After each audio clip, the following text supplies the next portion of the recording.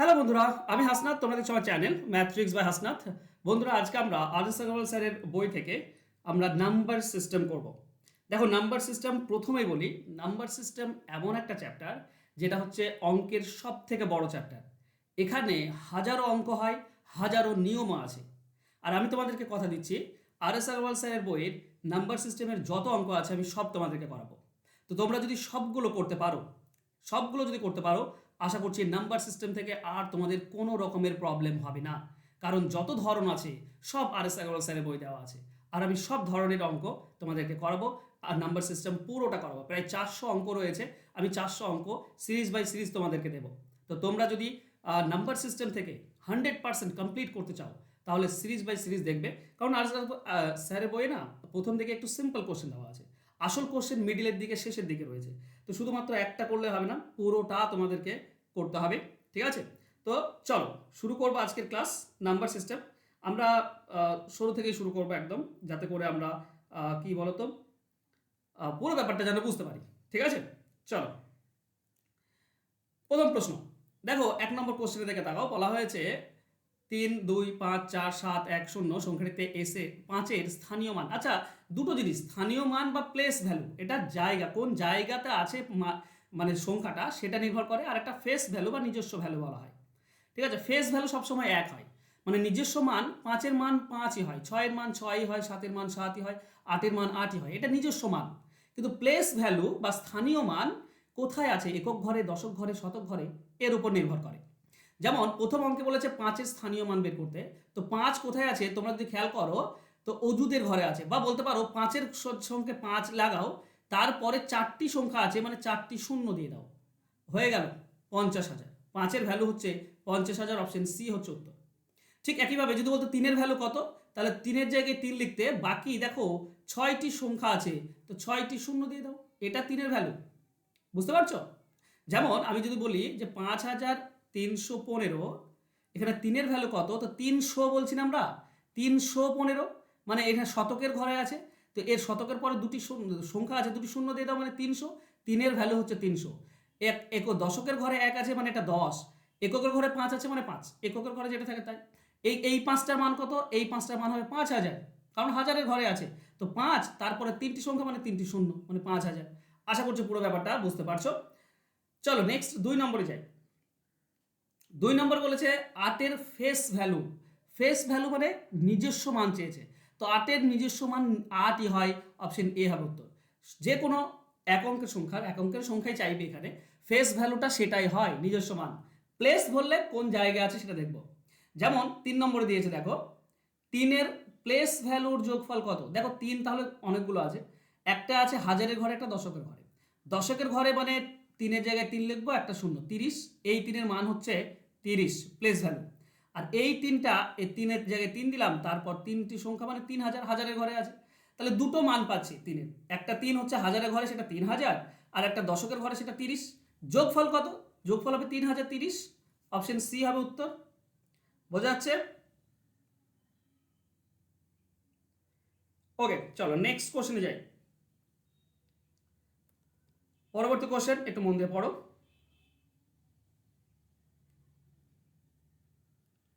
বলা হয়েছে 7 এবং 3-এর প্লেস ভ্যালুর পার্থক্য কত। তাহলে 7-এর প্লেস ভ্যালু বের করবো, 3-এর প্লেস ভ্যালু বের করবো, পার্থক্য করব। দেখো 7-এর জায়গায় তুমি যদি 7 লিখো, তারপরে 3টি সংখ্যা থাকছে, মানে 7-এর প্লেস ভ্যালু হচ্ছে 7,000, মাইনাস 3-এর জায়গায় তুমি যদি 3 লিখো, তো একটি থাকে, দশকের ঘরে আছে, মানে 30 হবে। 3-এর প্লেস ভ্যালু 30, 30 বিয়োগ করে দাও। তাহলে 7,000 থেকে 30 বিয়োগ করলে 6,970, এটাই হচ্ছে উত্তর। অ্যান্সার হবে অপশন ডি। চলো যাবো আমরা নেক্সট কোশ্চেনে। বলা হয়েছে এখানে 7-এর প্লেস ভ্যালু ফেস ভ্যালুর পার্থক্য। দেখো ফেস ভ্যালু তো 7ই হবে, নিজস্ব মান। প্লেস ভ্যালুটা কত, 7-এর জায়গায় 7 লিখো, তারপরে 4টি সংখ্যা আছে, 4টি শূন্য, তার মানে হচ্ছে 70,000। 70,000 আর 7 এর পার্থক্য কত হবে, 69,993, অপশন সি। ক্লিয়ার? একদম সহজ, এগুলোর জন্য বেশি সময় নিচ্ছি না তোমাদের কাছ থেকে। চলো 6 নম্বর, 5 অঙ্কের ক্ষুদ্রতম বৃহত্তম সংখ্যার যোগফল। দেখো 5 অঙ্কের যদি বৃহত্তম সংখ্যা দেখো, তাহলে আমরা জানি যে 5টি 9 হচ্ছে সব থেকে বড় সংখ্যা, আর ক্ষুদ্রতম সংখ্যা একটি 1 আর 4টি শূন্য, এটাই হচ্ছে। তো যোগ করে দাও, 9 9 9 9 আর 10, তার মানে 10-এর পর 4টি 9 কোনটা আছে, অপশন সিতে রয়েছে। তো অপশন সি হবে সঠিক উত্তর। চলো যাবো নেক্সট কোশ্চেনে। এগুলো খুবই সোজা, আস্তে আস্তে কঠিন অঙ্ক আসবে। নাম্বার সিস্টেমে প্রচুর অঙ্ক রয়েছে, তাই বলছি আর এস আগরওয়াল বইটা আমি পুরোটা নাম্বার সিস্টেম পুরোটা তোমাদেরকে দেবো সিরিজ বাই সিরিজ। প্লিজ একটু মন দিয়ে পুরোটা দেখো, ঠিক আছে, পুরোটা দেখো। চলো নেক্সট। যদি 5 অঙ্কের ক্ষুদ্রতম সংখ্যা থেকে 3 অঙ্কের বৃহত্তম সংখ্যা বিয়োগ করা হয় তাহলে বিয়োগফল কত হবে? 5 অঙ্কের ক্ষুদ্রতম সংখ্যা কত হবে? একটি 1, তারপরে 4টি শূন্য দিয়ে দাও, এটা 5 অঙ্কের সব থেকে ছোট সংখ্যা। 3 অঙ্কের বড় সংখ্যা মানে 3টি 9 আমি বিয়োগ করে দেবো। তাহলে 10,000 থেকে 999 বিয়োগ করে দাও, তাহলে থাকবে 9,000, 9,001 থাকবে যত সম্ভব, তাই না?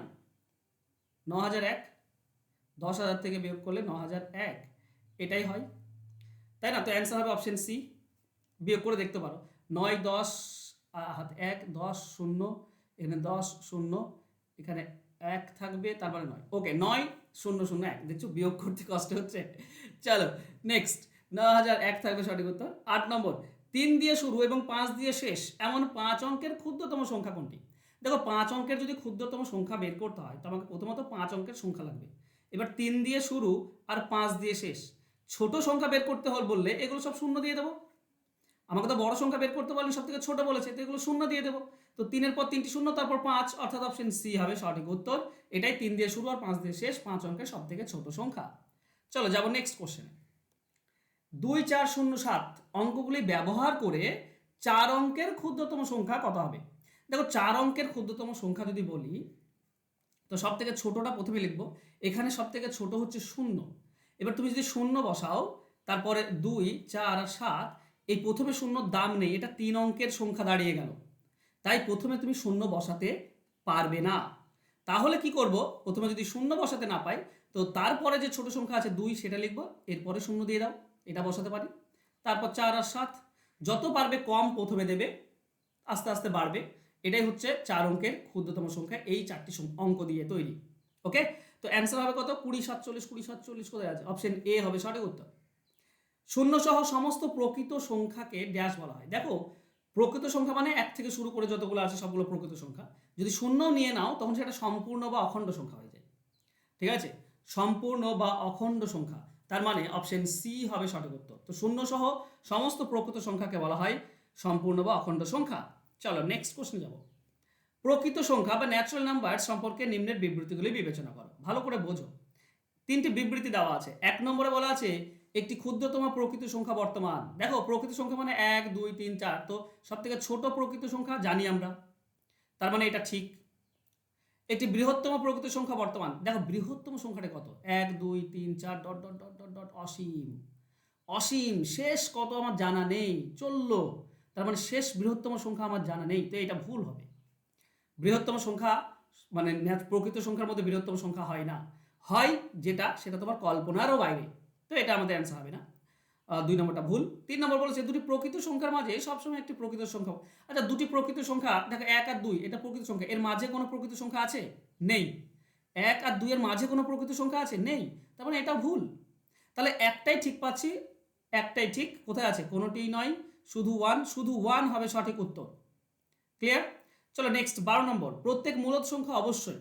দেখো মূলদ সংখ্যার জন্য বলেছে এটি পূর্ণ সংখ্যা। মূলদ সংখ্যা পূর্ণ হতে পারে, না হতেও পারে। ভগ্নাংশ মানে তো মূলদ, তার মানে পূর্ণ সংখ্যা হবে না। বাস্তব হতে পারে, আচ্ছা বাস্তব হতে পারে, না হতেও পারে, তাই না? অনেক সময় পয়েন্টে আসে আবৃত দশমিক ভগ্নাংশ, ওগুলো তো পয়েন্টে মানে পৌনঃপুনিক রয়েছে, তাই না? ওগুলো তো সেগুলো বাস্তব না হতেও পারে। অখণ্ড সংখ্যা, অখণ্ড প্রকৃত, অখণ্ড সংখ্যা না হতে পারে না। অখণ্ড সংখ্যা হবে তার কোনো মানে নেই, ভগ্নাংশ তো অখণ্ড নয়, তাহলে অখণ্ড সংখ্যা হতে পারে না। একটাই থাকলো প্রকৃত সংখ্যা, তাহলে প্রত্যেক মূলদ সংখ্যা অবশ্যই প্রকৃত সংখ্যা, বাস এইটুকু।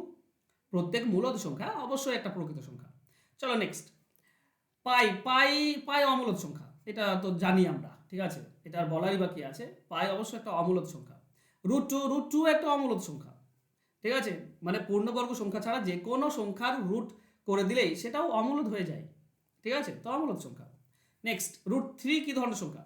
আচ্ছা এটা অমূলদ তো বটে, কিন্তু তাছাড়াও অপশন আলাদা দিয়েছে। সমাপিকা, সমাপিকা মানে কি বলতো? যার শেষ আছে, ভাগ করলে যার শেষ আছে।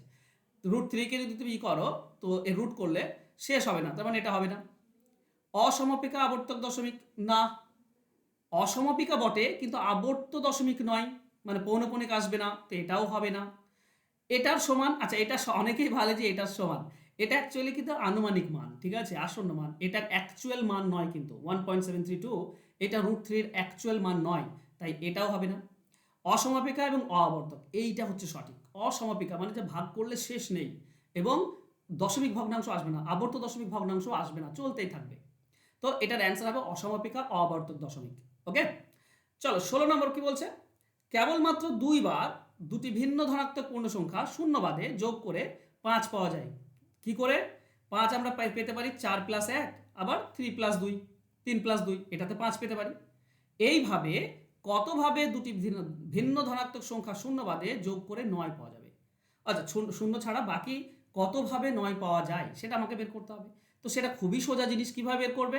দেখো, 1 আর 8 যোগ করলে 9 হয়, 2 আর 7 যোগ করলে 9 হয়, 3 আর 6 যোগ করলে 9 হয়, 4 আর 5 যোগ করলে 9 হয়, কিন্তু এরপর আবার 5 4 চলে আসছে, তো নিয়েছি 5 4। তাহলে এই 4টি দ্বারা সম্ভব, তো 4 ভাবে পাওয়া যাবে, অপশন বি হবে সঠিক উত্তর। ক্লিয়ার? চলো যাবো নেক্সট কোশ্চেনে। পি ও কিউ এমন দুটি ধনাত্মক পূর্ণ সংখ্যা যাতে পি কিউ গুণ করলে 64, নিম্নলিখিত কোনটি পি প্লাস কিউ এর মান হতে পারে না? দেখো, পি আর কিউ রয়েছে, চলো পি আর কিউ, ঠিক আছে, এই দুটি গুণ করলে 64 বলা আছে।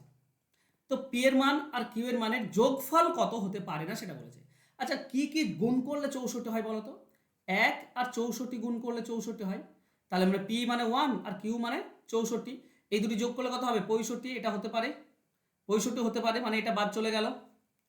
আচ্ছা, 2 আর 32 গুণ করলে 64 হয়, 2 আর 32 যোগ করলে কত? 36, 36 হতে পারে, 36 36 নেই, তো বেশ থাক। তারপর 64 হতে পারে তোমার 16 4, 16 4 64, তো 16 আর 4 যোগ করলে 20, মানে 20 হতে পারে যোগফল, তার মানে 20 বাদ দিয়ে দাও, হবে না।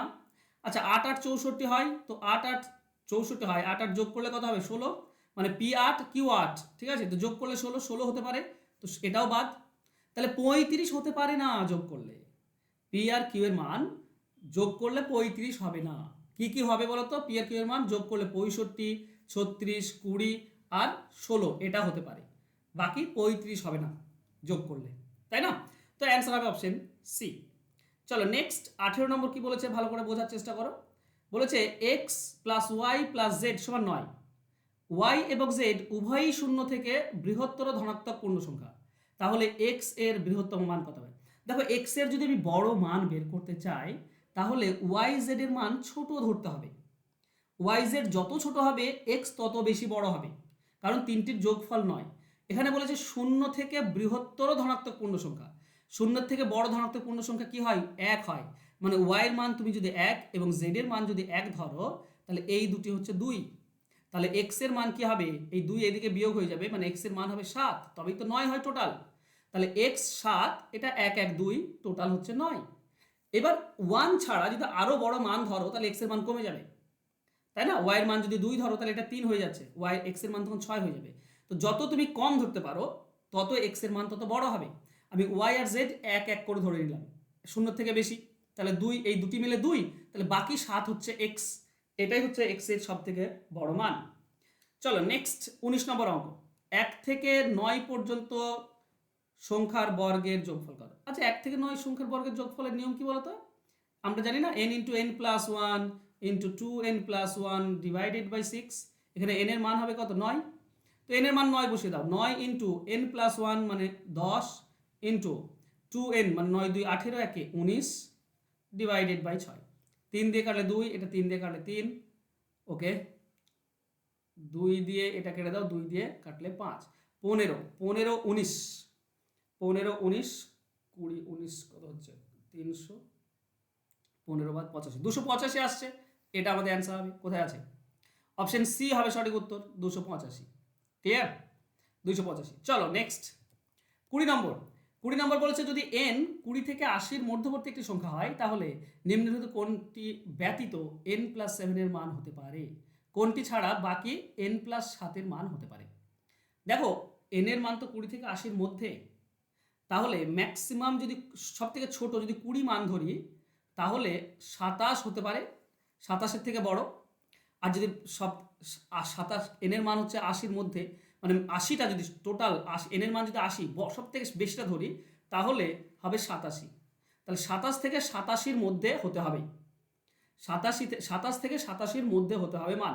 এখানে 47 আছে, ঠিক আছে, 58, 84, 88 বেশি হয়ে যাচ্ছে। 27 থেকে 87-র মধ্যে নয়। n+7 মানে 20 হচ্ছে সব থেকে কম মান n এর, 7 যোগ করলে 27 হয়। আর 80 হচ্ছে সব থেকে বড় মান n এর, 7 যোগ করলে 27 হয়। এর মধ্যে থাকতে হবে। 88 এর বাইরে চলে যাচ্ছে, তার মানে এটা হবে না। ঠিক আছে, চলো নেক্সট 21 নম্বর। রোমান সংখ্যা অনুযায়ী নিম্নলিখিত কোনটি সঠিক ক্রম? আচ্ছা, CDLM, ওকে, এই জিনিসটা বলি। CDLM, এই চারটির মধ্যে এল হচ্ছে সব থেকে ছোট, এল এর মান হচ্ছে 50, ঠিক আছে। তারপর সি এর মান হচ্ছে দ্বিতীয়, সি মানে হচ্ছে 100 রোমান সংখ্যাতে। তারপরে বলতে পারো ডি, ডি মানে হচ্ছে 500 আমরা জানি। আর একটা লাস্ট হচ্ছে এম বলা আছে, সেটা হচ্ছে 1000। তাহলে এখানে সাজানো আছে কিভাবে, বড় আচ্ছা বড় থেকে ছোট, তার মানে প্রথমে হবে সব থেকে বড় এম, তার থেকে ছোট হচ্ছে ডি, তার থেকে ছোট হচ্ছে সি, আর তার থেকে লাস্ট ছোট হচ্ছে এল। তো এম ডি সি এল কোথায় আছে? M M M M D C L option 3-এ রয়েছে, সিতে। এটাই হবে সঠিক উত্তর। ঠিক আছে, এম মানে 1000, ডি মানে 500, সি মানে 100, আর এল মানে হচ্ছে 50। ওকে, ক্লিয়ার? চলো নেক্সট। 2 দ্বারা বিভাজ্য 1 থেকে 24 অবধি সংখ্যাগুলি বড় থেকে ছোট হিসেবে সাজানো হয়, তাহলে নিচ থেকে অষ্টম স্থানে কত থাকবে? আচ্ছা, কত মজার বলো তো। বড় থেকে ছোট সাজাতে বলেছে, 2 দ্বারা বিভাজ্য মানে জোড় সংখ্যাগুলো বলেছে। তো উপরে সবার আগে 24, তারপর 22, এইভাবে আস্তে আস্তে আস্তে আস্তে নিচে হবে 2, শেষেরটা। এবার বলছে নিচ থেকে অষ্টম স্থানে, প্রথমে 2, দ্বিতীয়তে 4, তৃতীয়তে 6, এইভাবে। তো মানে 3 নম্বরে 6, 3 2 6, 4 নম্বরে 4 2 8, তাহলে অষ্টমে 8 2 16, অষ্টমটা হবে 16, 8 2 16। ঠিক আছে, তো অ্যান্সার হবে অপশন সি। ওকে, ওকে বন্ধুরা, এই ছিল 22টি অঙ্ক আজকে। এর পরবর্তী অঙ্কগুলো নিয়ে আমরা আলোচনা করব। তোমরা যদি ডাব্লিউবিপি এবং কেপি কনস্টেবল দিতে চাইছো, ফুল ম্যাথ কোর্স তোমরা পেয়ে যাবে, প্লাস 10টি প্র্যাকটিস সেটও পেয়ে যাবে মাত্র 199 টাকায়। তো তোমরা যদি এটা পারচেস করতে চাও, তোমরা পাচ্ছ কি, পুরো চ্যাপ্টার ধরে ধরে সাজেশন পাচ্ছ, চ্যাপ্টার অনুযায়ী তুমি পিডিএফ ফাইল পেয়ে যাচ্ছ A to Z, মানে সিম্পল থেকে অ্যাডভান্স অঙ্ক। তুমি পাটিগণিত পাচ্ছ, পরিমিতি পাচ্ছ, জ্যামিতি পাচ্ছ। তুমি সমস্ত চ্যাপ্টার অনুযায়ী ভিডিও ক্লাস পেয়ে যাবে। মানে কোনো জায়গায় ধরো পিডিএফে আটকে গিয়েছো, কোনো ব্যাপার নেই, সেই নম্বর ক্লাসটি খোলো, তুমি পেয়ে যাবে ভিডিও ক্লাস সমাধান প্রত্যেকটির। ডাউট ক্লিয়ার করতে পারছো আমার সঙ্গে যোগাযোগ করে হোয়াটসঅ্যাপে। আর সব টাইপ দেওয়া হয়েছে এই কোর্সে। তো তোমরা যদি এই কোর্সটা 199 টাকায় পারচেস করতে চাও, পারচেস করতে পারো, ফোন নাম্বার দেওয়া থাকলো। আর তোমরা যদি অঙ্ক শিখতে চাও, তাহলে নতুন ব্যাচ শুরু হয়েছে, অঙ্কের খুঁটিনাটি তোমরা এখানে পেয়ে যাবে, ফুল কনসেপ্ট, শর্টকাট ট্রিক্স, প্রিলিমেন্স দুটোই তোমার কভার হয়ে যাবে। লাইভ ক্লাস করাই আমি গুগল মিটে, এছাড়া রেকর্ডেড ক্লাস, পিডিএফ ফাইল থাকে। এটা 6 মাসের কোর্স, আর 299 টাকা কোর্স ফি। একবার 299 টাকা দিয়ে তুমি 6 মাসে অঙ্ক শিখতে পারবে, চ্যাপ্টার ধরে ধরে আমার কাছে। তার জন্য ফোন নাম্বার দেওয়া আছে, জাস্ট যোগাযোগ করে নিও। থ্যাংক ইউ সো মাচ বন্ধুরা, আজকে আমার সঙ্গে জুড়ে থাকার জন্য। দেখা হবে নেক্সট ক্লাসে, ততক্ষণ ভালো থেকো, সুস্থ থেকো, ধন্যবাদ। পারলে একটু ক্লাসটি শেয়ার করে দাও বন্ধুদের মাঝে।